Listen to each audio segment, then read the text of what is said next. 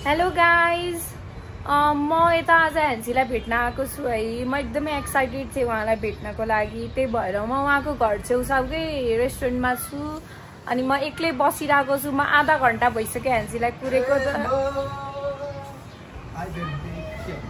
बल्ल आइसकेछ ह्यान्सी चाहिँ।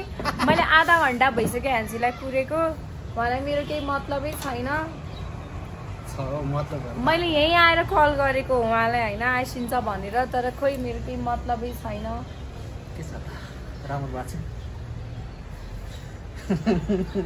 ल के हो दाँतमा त डायमन्ड टल्किरहेछ त बाफे।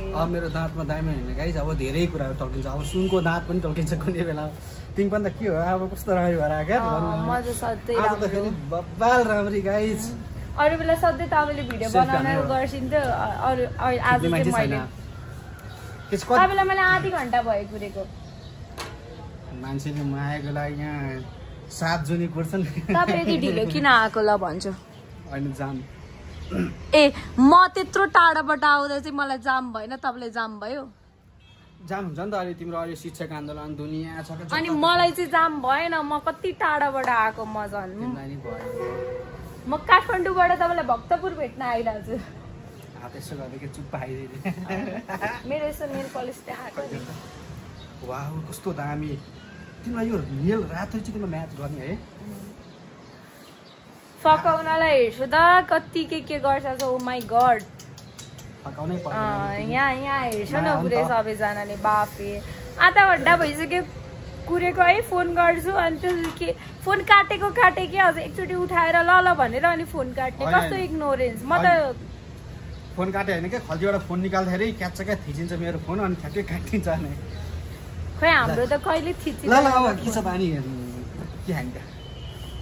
अब पहिला म खिच्छु क्या भिडियो। तिम्रो हात गल्छ नि तेज। ल हेर्नुहोस् त बिचारा मेरो लागि भनेर आधी घन्टा वेट गरायो। म पनि जाम भएर हो क्या काठमाडौँको बाटो। तपाईँलाई थाहा नै छ। ए तपाईँको घर त्यहाँ छ, वकिङ डिस्टेन्स हो। 5 मिनटमा हिँडेर आयो। घरबाट आयो नि त। म कहाँ गएको तपाईँ? होइन क्या त्यहाँ दाजुले भेट्न बोलाएको थियो क्या। दाजुहरूको घर सरी रहेछ, उसको घर पेप्सी हो नि त। पेप्सी कोलाबाट आउन त जाम भयो कालको भएर। म चाहिँ हजुरलाई नजिक हुन्छ भनेर म उहाँबाट कति टाढा बस्छु। म हजुरलाई थाहा छ नि, म हजुरलाई यहाँ भेट्न हजुरको घर छेउमा यत्रो वाकिङ डिस्टेन्स जम्मा 4-5 मिनट छ अनि म आएको। ल तिमी मेरो लागि दुःख गरेछौ त, मलाई थाहा छ त। अब सुन, मेरो लागि तिमीले दुःख नगरे मलाई अरू कसले गर्छ? म त सरप्राइज दिन आएको, आफै पो सरप्राइज भइरह है। सरप्राइज दिन्छु यहाँ आएर भेट्छु भनेको त उसले त मलाई आफै सरप्राइज दिएर ऊ त मान्छे त छैन। फोन काटे। ओ माई गड। फोन काटे होइन, फोन एकचोटि काट्या। अहिले फोन नउठाएको म सिधै घर गएर होइन, सिधै घर गएर मामु ड्याडीलाई भेट्दै गएर सिधै गएर हिँड नि त। लज्जा अब के ठुलो कुराहरू। म त घरमै लगिदिन्छु गाइस, उस्तै गरेर घरमै लगिदिन्छु म त। किनकि म बुढाले सबै कुरा थाहा छ त के मलाई त डर नै पर्दैन नि। हुन्छ आज चाहिँ अलि जादिन। आज त लान्छु। आज जादिन लाइक अलि दिनपछि। हाम्रो त यस्तो छ नि त। हाम्रो त मम्मी ड्याडी दाई भाइ सबैलाई थाहा छ होइन। अब पछि बिहे नै गर्ने हो के भएर ठुलो कुरै भएन नि घरमा लाने। तिमी अहिले हिँड्यो भने म त अहिले जोरकै लिएर गइदिन्छु। तर पनि अब एउटा टाइम हेरेर जानु पर्यो नि त। अनि अब आज म यस्तो खतरा भएर अब सेक्सी ड्रेस अप हालेर आएको छु अनि तपाईँलाई भेट्न भनेर। सुन त्यो सेक्सी ड्रेस अप आज म राम्री भएको छु गाइज। त्यो अरू ब्लाइन्डका त्यो अरू केटीले गर्ने नाटक जस्तो नगर क्या। त्यस्तो हुँदैन। यस्तो हो नि त, म तपाईँलाई भेट्न त्यस्तै तरिकाको ड्रेस अप गरेर आएको छु नि त। अनि त्यस बहिनी पछाडिबाट के भन्छ मेनु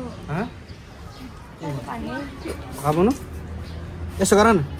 म अर्डर तिमीलाई एकछिन अर्डर गर्छु ल।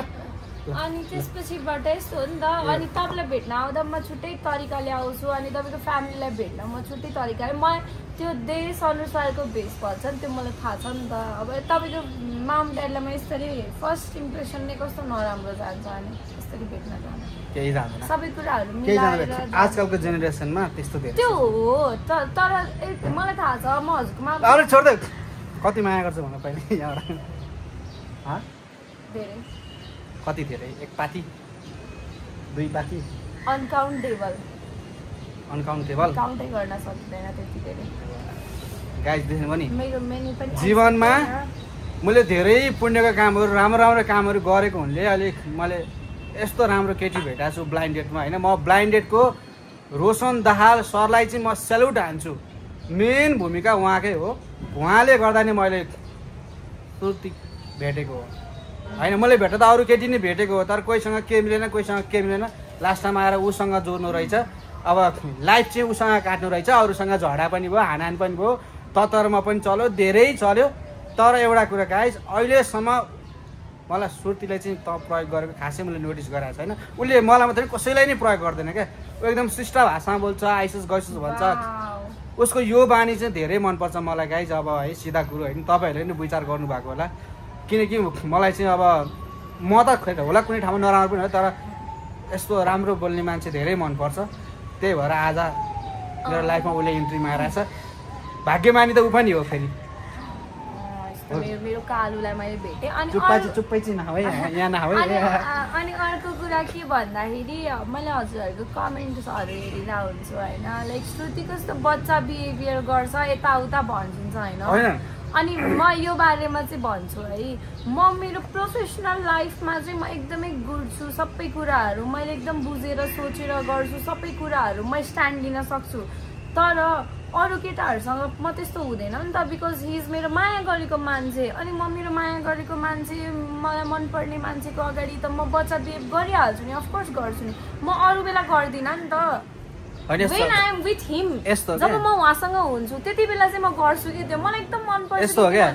किनभने उहाँले मलाई कस्तो माया गर्छिन्छ, मलाई त्यो बिहेभियर आफै आउँछ क्या अटोमेटिक, मैले जानेर चाहेर गरे होइन। यस्तो क्या गाइस, अब ब्लाइन्ड डेटमा चाहिँ के छ भन्दाखेरि चाहिँ अब होइन, अब कपल्स भइसके पछाडि अब कसैले चाहिँ मायाले पनि कहिलेकाहीँ चाहिँ अलिकति उ गर्छ होइन, के गर्छ। तर जे भए पनि मेरो लाइफमा चाहिँ म यति खुसी छु गाइस। मलाई अरूसँग मतलब कुरा छैन क्या, जस्ट ऊ आयो, म एकदम ह्याप्पी छु, खुसी छु।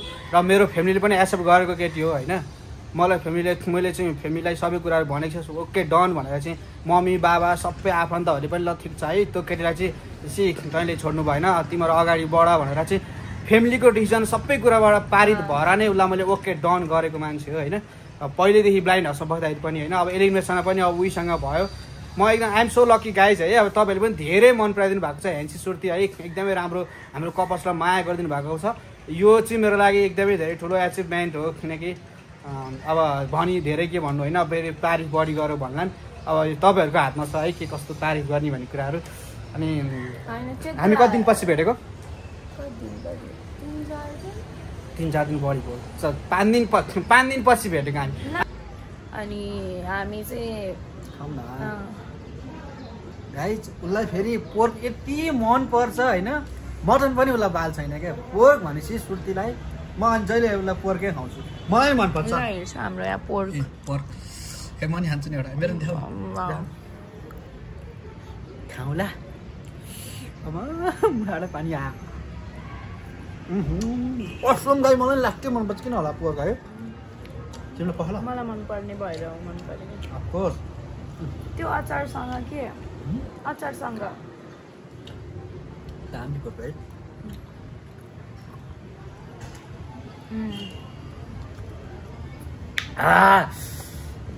किन होला तिमीलाई खालि जहिले पोर्क है? ए भगवान्, तिमीलाई त मैले भोलि अब हाम्रो बे भइसकेपछि नि घरमा चाहिँ अब पोर्क पकाउने छुट्टै एउटा उनी छ। फेरि अब मम्मी बाबाले चाहिँ पोर्क त्यति खानुहुन्न क्या।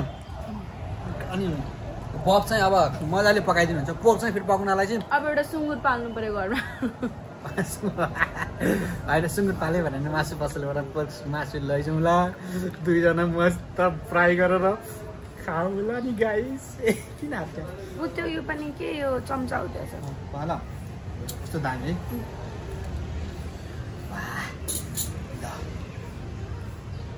ल गाइस अब फेरि कति खाएको भिडियो हाल्यो भन्नु होला। अब के गर्ने त गाइस, अब हामी त भिडियो बनाउँछौँ, हामी हालिरहन्छौँ, तपाईँले हेरिरहनुहुन्छ, माया गर्नुहुन्छ, खुसी लाग्छ। हामी लन्च गर्नलाई नै भेटेको हो नि त खासमा, अनि त्यही बेलामा भिडियो बनाएको। अब म पनि अब एक्लै खानालाई उ लाग्छ क्या, अनि म उसलाई बोलाइहाल्छु। अनि खाने टाइममा ए हजुरले बोलाएको कि मैले बोलाएर हजुर आएको? जसले बोलायो नि एउटै होला। म नि खान्छु।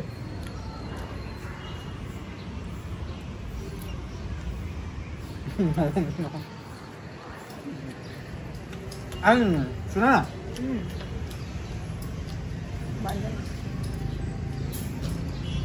धेरैजना मान्छेले के भन्छ भने यो ह्यान्सिल सुर्तीलाई त छोडिदिन्छ, छोड्यो भने भेट्लास हाम्रो झापु भन्छन्। हाम्रो माया भनेको गाइज फरएभर फरएभर ए इङ्ग्लिस त यस्तै हो फरएभर। हाम्रो माया अजम्बरीलाई। अनि तपाईँहरू त्यस्तो नभन्नु न यार, उसलाई चित्त दुख्छ क्या, फेरि एक त रिसाइहाल्छ के अरे, ऊ चित्त दुखाइहाल्छ। ल पहिला पोहोर खरा भने मैले फगाएको छु भने त ऊ रिसा भने गाइस उसलाई मैले अब सिधै पोर्क खाना आऊ भन्छु, आएन भने उसको बहिनी घरमै रुममै पोर्कमा लरस्यको खान्छु, खुसी हुन्छ। उसको फेभरेट हो नि त यो।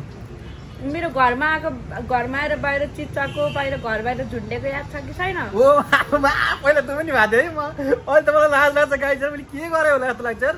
पहिलाको त सँगमा त्यसो नि गरेँ है मैले। ओ माई गॉड गाइस, मलाई अहिले चाहिँ कस्तो अड फिल हुन्छ। ए अड फिल भयो? लाज लाग्छ न। अचार के चाहिँ गर्ने मैले? अचारमा डुबाएर के? ए त्यो बिस्कुटहरू डुबाउनुलाई ल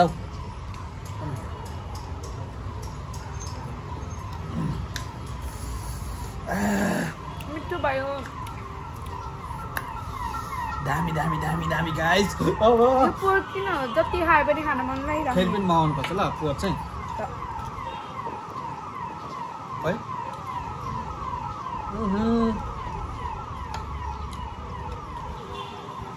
दामी।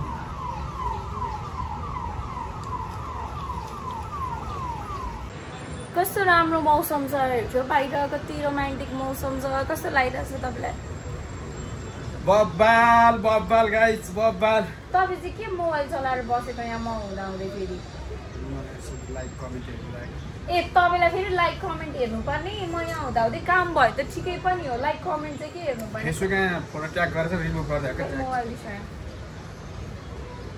मोबाइल दिन्छु भने के किन तपाईँलाई म यहाँ हुँदाहुँदै मोबाइल चाहिँ किन चाहियो? किन चलाउनु पर्यो मोबाइल? हेर्छु न गाइज, अब मेरो त केही भ्याल्यु नै रहेन।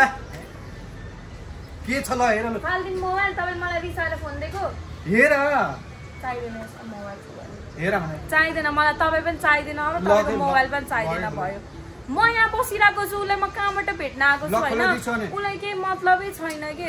मलाई तपाईँको लकहरू सबै थाहा छ, तपाईँले खोलेर दिनु मलाई, म हेर्दिनँ भयो। मलाई तपाईँले तपाईँ कोहीसँग पोल्छिन्छ भनेर त्यस्तो ट्रस्ट नभएको होइन कि एमसी, तर म यहाँ छु नि त, मलाई टाइम दिन्छ न, मलाई चाहिँदैन मोबाइल होइन कि। आफै भन्छ न हजुरहरू, म यहाँ उहाँलाई भनेर भेट्न आइरहेको छु होइन, अनि उहाँले नै मलाई इग्नोर गरिदिने, मोबाइल चलाएर लाइक कमेन्ट हेरेर बस्ने हो त। यसरी कति दिन कान समातेर सरी भन्छु, दुईटा कान समातेर सरी भन्छु अनि बल्ल मान्छु, नत्र मान्दैन।